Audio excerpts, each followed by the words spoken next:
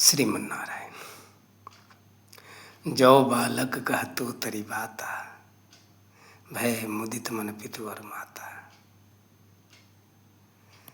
नन्हा सा बालक जब तोतला कर बोलता है, माता पिता बड़े आनंदित होकर उसे गोद में उठा लेते हैं। वैसे ही मैं नन्हा सा एक बालक हूँ। अगर किसी तरह से ये तोतलापन, शब्द की त्रुटि, भाषा की त्रुटि अगर हो तो क्षमा करेंगे। हंसने वाले तो हंसते ही, हंस ही कूड़ कुटिल को विचारे। जिसके मन में कुटिलता हो, जो कोई विचार से भरा हो, जिसको यह पसंद ना आए, ऐसे लोग तो हंसते ही। वो वस्त्र धारण ही ऐसे ही करते हैं कि दूसरे का बुराई करे। हंस ही कूड़ कुटिल को विचारी, जे प्रदूषण भूषण धारे। तो इसलिए क्षमा करेंगे अगर किसी तरह की त्रुटि होती है तो, एक नन्हा सा बालक समझकर। सूर्य कुल के सुदुम्न, श्राद्ध देव और श्रद्धा के पुत्र सुदुम्न भगवान शिव के द्वारा श्रापित वन में, उस वन में चले जाते हैं अपने संगी साथियों के साथ, घोड़े हाथियों पर सवार होकर। तो जितने पुरुष वर्ग होते हैं उस वन में जाते जाते स्त्री बन जाते हैं।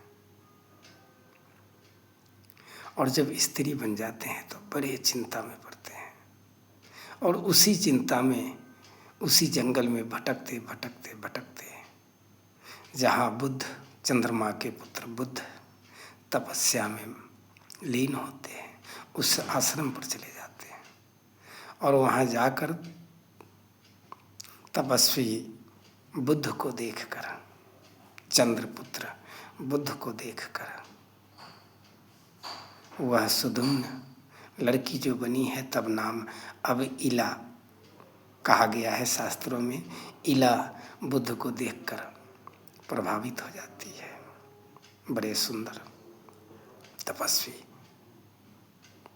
चंद्रमा के समान प्रकाशित, दे दिव्यमान, उनके शरीर से तेज पुंज का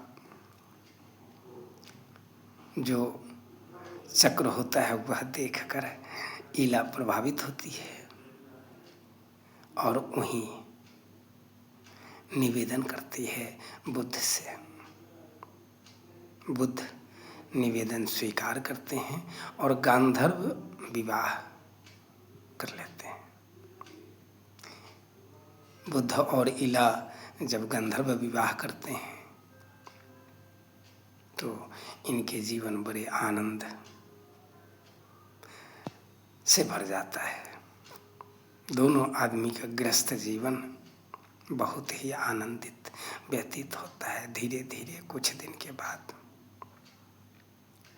इन्हीं बुद्ध और इला से चंद्रमा का पौत्र पुरुरवा का जन्म होता है।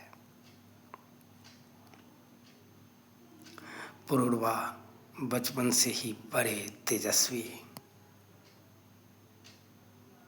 इनके शरीर से एक तेज पुंज का अलग ही प्रकाश निकलता रहता था हमेशा। धीरे धीरे बड़े धर्मात्मा, और तब इस पृथ्वी के एक छत्र, सातों खंड के मालिक बने पुरुरवा। सातों खंड इनके अधीन। ये हजारों यज्ञ किए, अश्वमेध यज्ञ, हजारों अश्वमेध यज्ञ।